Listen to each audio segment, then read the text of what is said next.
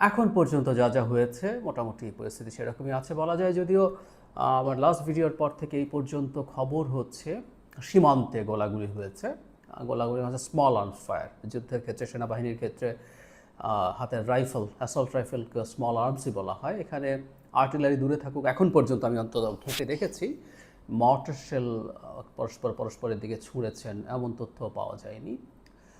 সুতরাং বর্ডারে যদ্দূর হয়েছে খুব টাফ কিছু হয়েছে তা না, কিন্তু এর মধ্যেই একটা আওয়াজ পাকিস্তানের দিক থেকে আছে।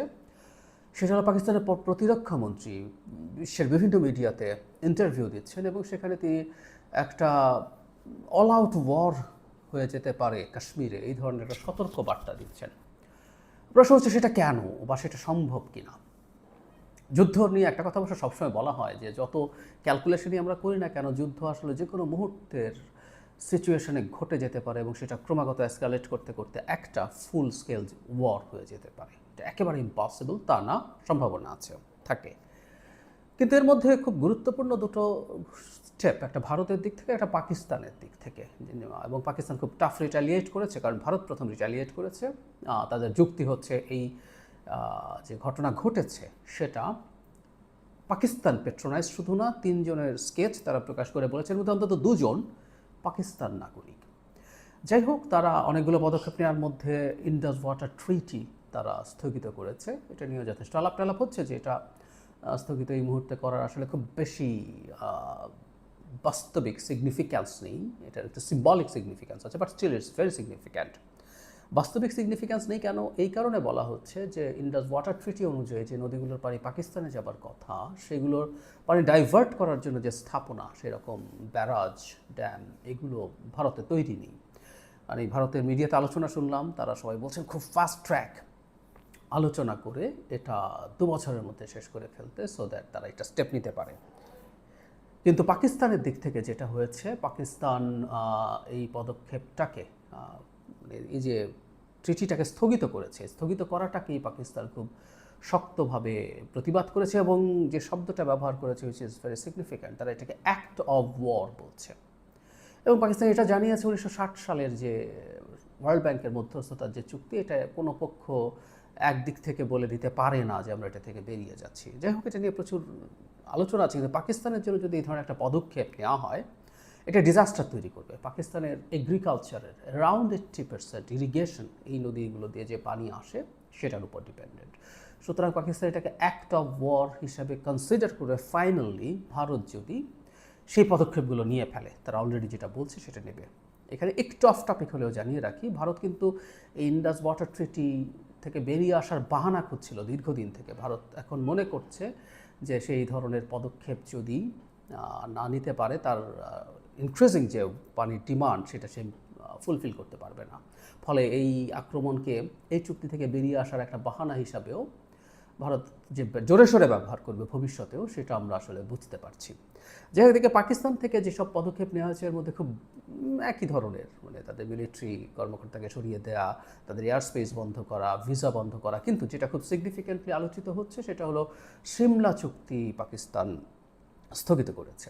আমরা জানি 1971 সালে বাংলাদেশ স্বাধীনতার সময় শেষ পর্যায়ে তো ভারত পাকিস্তানের সরাসরি যুদ্ধ হয়েছিল এবং সিমলা চুক্তিতে অনেকগুলো কন্ডিশনস ছিল।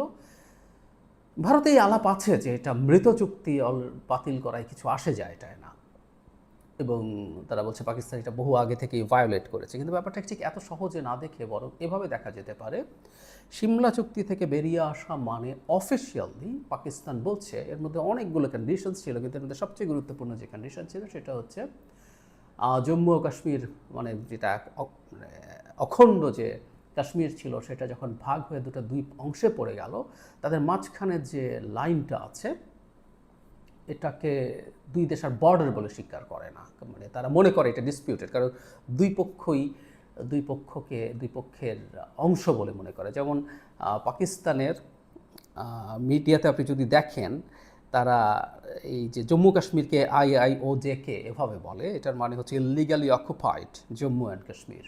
মানে পাকিস্তান দাবি করে ভারতের জম্মু কাশ্মীর তাদের, আবার যেটা আজাদ কাশ্মীর পাকিস্তানের অংশ সেটাকে ভারত তার অংশ মনে করে, সেই পুরনো ডিবেট। যাই হোক, ওই লাইন অফ কন্ট্রোল এটাকে যে জায়গায় ছিল তারা পরস্পর মেনে নিচ্ছে না, কিন্তু সিমলা চুক্তির মধ্যে ছিল এটা তারা মেনে চলবে। ফলে পাকিস্তান অফিসিয়ালি এখন বলছে এটা তারা মেনে চলবে না, মেনে চলতে আর বাধ্য নয়, এই ধরনের আলাপ করছে। এটা একটা দিক।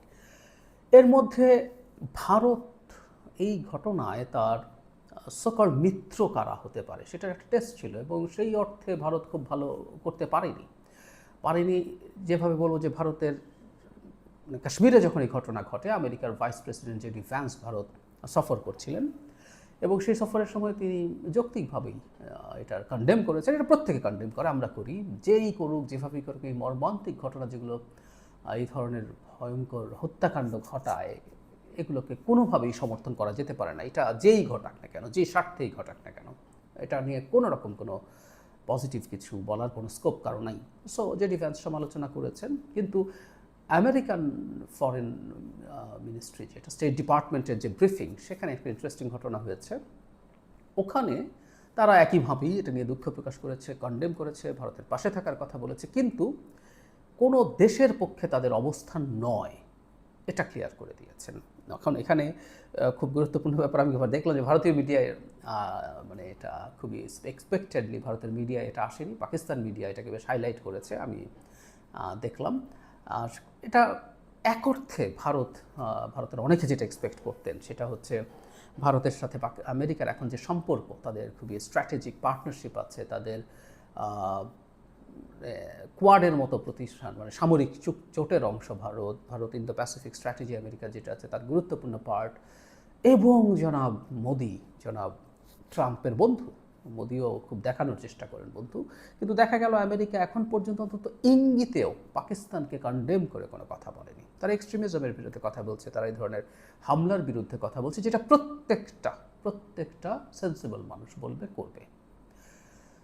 সুতরাং ভারত যে অনেক মিত্র পাচ্ছে তা না, কিন্তু পাকিস্তানের কৌশলটাকে, সেই প্রশ্নটা করছিলাম শুরুতেই, এটাই আমার মূল আলোচনার বিষয়। পাকিস্তানের একটা অল আউট যুদ্ধ লেগে যেতে পারে, এই ধরনের একটা পরিস্থিতি বিরাজ করছে বলে বলছে। আমি মনে করি পাকিস্তানের দিক থেকে এটা সঠিক আছে, কারণ পাকিস্তান যেহেতু কনভেনশনাল ওয়েপনে দুর্বল আছে, এখানে আরও বেশ কিছু যদি কিন্তু আছে, অত বিস্তারিত হয়তো আলোচনার সুযোগ এখানে নেই বা আজকে করছি না। এটুকু জানিয়ে রাখি, আমি গতদিনও বলেছি যে কনভেনশনাল ওয়েপনে যদি একটা দীর্ঘমেয়াদী যুদ্ধ হয় তাহলে ভারত ভালো করার সম্ভাবনা অনেক বেশি, কিন্তু আমাদের এটাও মাথায় রাখতে হবে তার কনভেনশনাল ওয়েপন যদি আমরা দুই দেশের পাশাপাশি হিসাব করি, এখন বাংলাদেশেও দেখি যে দুই দেশের কার সামরিক শক্তি কেমন আছে না আছে, এগুলো নিয়ে আলাপ হচ্ছে। কিন্তু একটা কথা মনে রাখতে হবে, ভারতকে মানে চায়নার সাথে একটা ফ্রন্ট আছে এই যুদ্ধের মধ্যে, সেই জায়গাটাতেও তাকে প্রচুর মিলিটারি ডিপ্লয় করতে হবে, তার সেভেন সিস্টার্সের সিকিউরিটির জন্য রাখতে হবে। সো সব সরিয়ে রেখে পাকিস্তান ফ্রন্টে ফুল ফ্লেজেড একটা যুদ্ধের জন্য তার মিলিটারি মানে সব পাওয়ার একত্রে, সেটা মিলিটারি পাওয়ার হোক, এয়ার পাওয়ার হোক, সব কিছু একত্র করলে পাকিস্তানের প্রায় সমপর্যায়েরই হয়ে যাবে দেখা যাবে।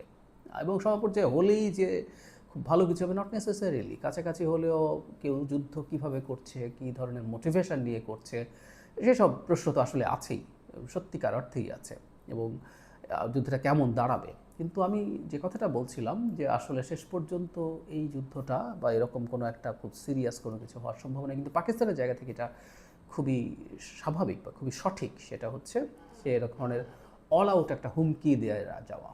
কারণ ভারত যেহেতু রিটালিয়েট করার মতো পরিস্থিতি তৈরি করতে চাইছে, যদিও পাকিস্তান নিজে ইন্ডাস ওয়াটার ট্রিটি বন্ধটাকে একটা ওয়ার বলছে, টেকনিক্যালি পাকিস্তানকে এখন যুদ্ধে আগে থেকে যেতে হবে, এই ধরনের একটা ঘটনার কথা। কিন্তু আদতে ভারতে যেহেতু এই চাপটা আছে, ভারত যাতে অনেক বেশি টাফ কিছু পাকিস্তানের উপরে না করে। একটা কথা মনে রাখতে হবে, প্রত্যেকটা দেশের তার নিজস্ব ডোমেস্টিক লোকজন আছে, যাদের সমর্থনের প্রয়োজন আছে, যাদের কে অ্যাড্রেস করার দরকার আছে, তাদের চাপ আছে। আমরা দেখেছি